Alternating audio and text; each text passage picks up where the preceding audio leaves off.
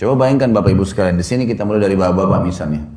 Istri kita nggak pernah kita kenal sebelumnya. Begitu menikah, kita setengah mati banting tulang di luar sana, nagih utang, jual produk, bangkrut usaha, segala macam. Setelah selesai dapat hasil, kita tinggal kasih kepada istri kita. Dia yang makan, dia yang beli baju, dia yang menikmatinya. Kalau bukan karena niat ibadah, bisa saja seorang laki-laki bilang, siapa perempuan ini enak benar. Hasil keringat saya tiba-tiba langsung diambil saja. Satu sisi. Ibu-ibu juga bisa begitu. Begitu akad nikah, mungkin di rumah ayahnya tidak pernah bekerja. Tiba-tiba menikah, laki-laki yang tidak dikenal, cuciin bajunya, siapin sarapannya, layani biologisnya, segala macam. Hamil anaknya dia, spermanya dia. Kalau bukan karena ibadah, orang akan berpikir, siapa laki-laki ini? Gitu. Makanya sering terjadi pertengkaran-pertengkaran dalam rumah tangga kadang-kadang dengan hal-hal yang kecil saja, karena memang dari awal bukan niatnya ibadah. Kalau ibadah pasti akan berbeda. Karena kita tahu suka dukanya akan ada, makin berat sesuatu yang kita jalankan, maka kembali kepada hadis Nabi SAW. Nabi bersabda dalam hadis Bukhari Muslim, Inna idhamal ajri ma'idhamal bala. Allah akan memberikan balasan yang besar sesuai dengan kadar beban yang sedang diberikan. Emang begitu? Beda pahalanya orang pergi sholat musim dingin, susah sekali, kalau mungkin di negara Eropa yang lagi musim salju dingin, dengan orang yang pergi sholat, cuaca lagi enak.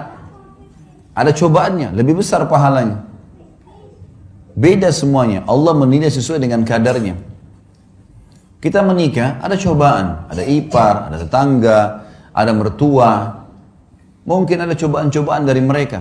Tapi kalau niat ibadah, kita akan laluin. Karena ini semua ibadah. Saya tidak mungkin menikah dengan suami saya saja atau istri saya saja. Tapi saya juga tanda kutip menikah dengan keluarga mereka nih. Tidak mungkin dihapus status orang tuanya. Makanya banyak orang kalau tidak niat ibadah, mertuanya kalau datang, mungkin karena mertuanya cerewet misalnya, maka dia menganggap, tidak usah datang deh. Bahkan tidak mau ikut sama suaminya atau sama istrinya, kalau mengunjungin mertua. Bagaimana caranya kita hapus status mertua itu, status orang tua dari pasangan kita? Nggak mungkin. Bagaimana caranya kita hapus status saudaranya yang merupakan ipar kita? Selamanya itu status, nggak bisa dihapus. Tidak ada mantan orang tua, tidak ada mantan saudara, gitu kan.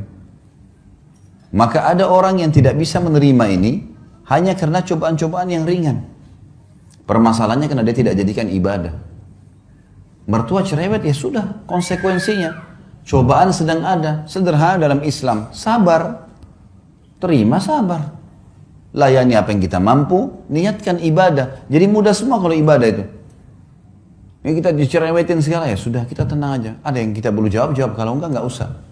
Sabar itu adalah menerima takdir Allah. Kita bangun pagi, flu. Sabar, gimana caranya? Terima dulu flu itu sebagai takdir Allah, lalu kemudian ikhtiar, cari jalan keluar. Nah itu sabar.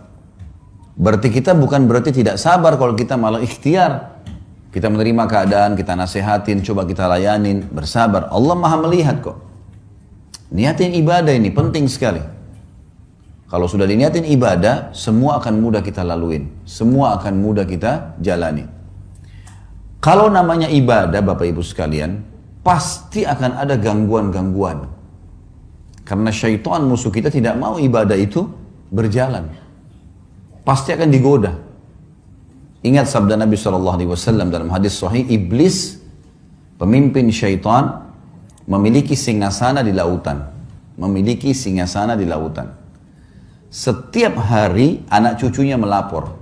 Saya baru membuat orang bertengkar, saya baru membuat orang berzina, saya baru membuat orang minum khamr dan seterusnya. Sama iblis dianggap biasa. Sampai datang anak cucunya yang mengatakan saya baru menceraikan suami istri.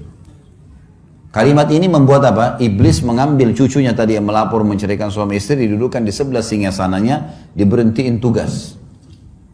Artinya ini prestasi tertinggi. Sampai ulama mengatakan, kalau di luar rumah kita digoda dengan 10 syaitan, maka dalam rumah bisa 1000 syaitan.